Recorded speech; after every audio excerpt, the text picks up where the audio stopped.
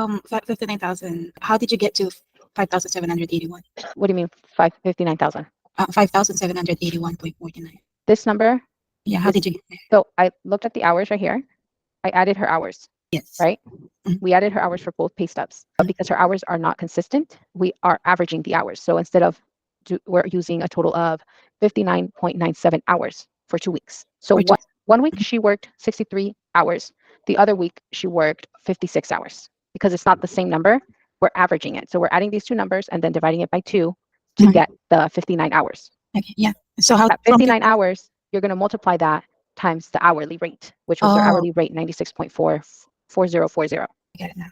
Now, this is how you would calculate it kind of manually, but we're going to use this worksheet here. So again, we're going to go with this hourly and we're going to input here her hourly rate.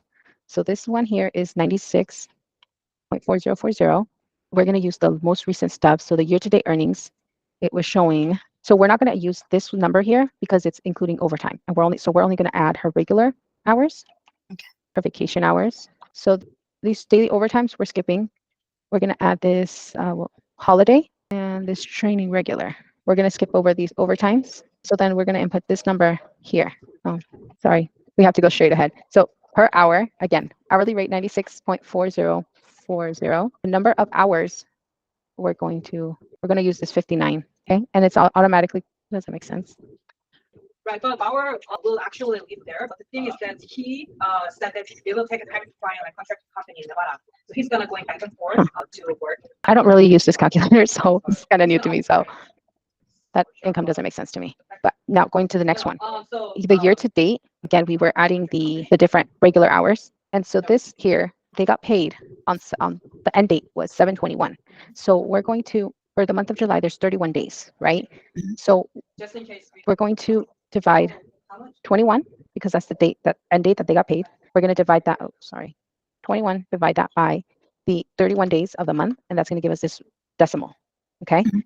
So now we're going to, from January to up until June is 6 months. So then we're going to put 6.68. So we're going to round this up right here. And Yeah. that's this income. Year to W2 for tax year, we're going to put 2023 here. We're going to input this number right here for, you're going to put the number 5, medical, wages, and tips. So we're going to put 131,060.39, and that we're going to put 2023 here, and then we're going to put 12 months here. We're going to add W2 for tax year 2022. Again, we're going to go with this number here, number 5, 135,948.65, and again, we're going to put 12 months. Okay, all right, thank you. So out of all these, this one is telling us to use this income right here, our lowest income. Okay, Mhm. so we're going to go with the lowest value here. So this calculator automatically does this calculation for us. So if you can see, this lowest value is this one, which is going to be our year to date. So this number that we input here plus our 2 years W2 average. So it's adding these three and averaging it all together. And this is the income that we're getting. Okay. Oh, that makes sense why this is included. Okay. I understand now why this is giving me a higher amount value. So when we're calculating the income, we're going to, just to give you, let me put it in notes, or maybe I might be able to find something on Google that might be able to, I'm going to see if there's like a little, I don't think we have any like, okay, I'm just going to write it down notes. So for our W2, if they get paid biweekly, so that means they're getting 2 checks per month. And let's say they were working 40 hours, right? They get their full 40 hours. So that means for every 2 weeks, they're getting 80 hours. We're going to multiply the 80 hours times the rate. Mhm. So the number of hours times the money. So for example, this pay stub, the hourly rate was 96.40, right? Mhm. Whatever we get, we're going to multiply it by, for biweekly, it's going to be 26 weeks. And then we're going to divide that answer, we're going to divide it by 12. So this is for biweekly pay stubs. Let me write this. So now looking into numbers, let's say it's 40 times 96.40. Well, let's just keep it at that.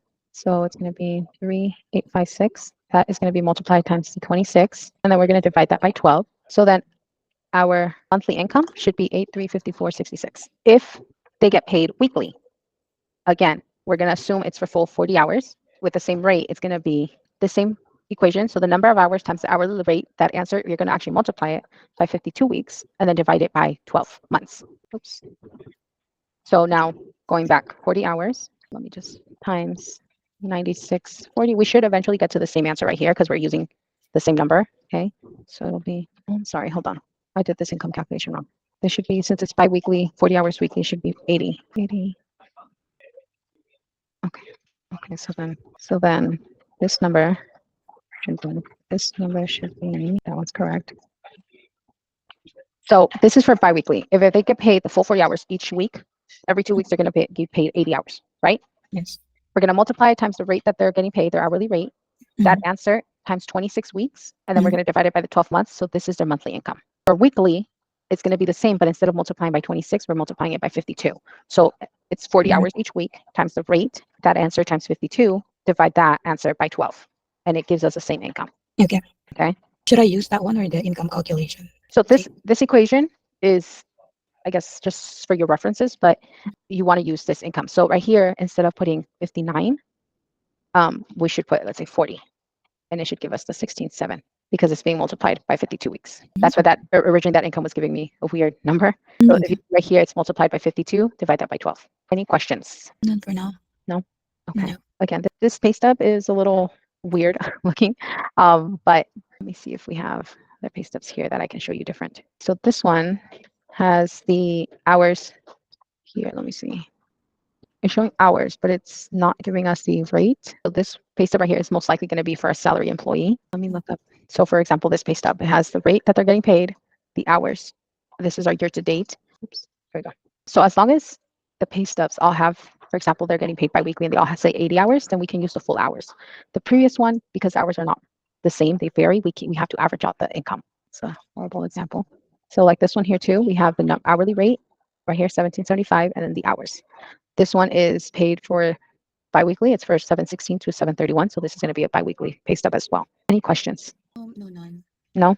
Yes. But I'm hoping you can give me